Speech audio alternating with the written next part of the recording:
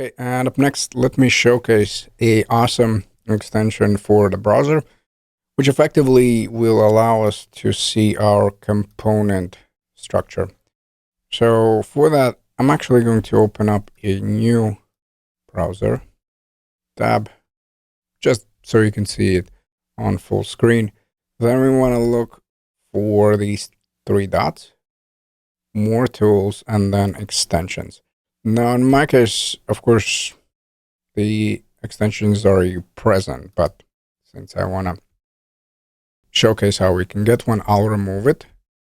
Then we go over here, Chrome Web Store, and let's search for React Developer and then Tools.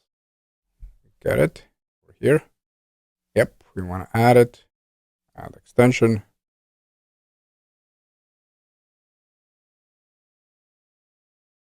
And once everything is in place, now let's navigate to a localhost 3000. And once we do that, we can close this tab, then inspect, and you'll see this components tab. So once you install the extension, you'll have this one, and now check it out. Now, it does complain about the strict mode, so you'll see this warning over here. Don't worry about it. Everything works fine, and we'll discuss the strict mode a little bit later. So check it out. This is our root component, the greeting. Again, we haven't discussed the props and all that and functionality. Don't worry about it. For now, just focus on this. So we can clearly see our component structure. And this is super useful once your apps become big and complex, since it's much easier to troubleshoot.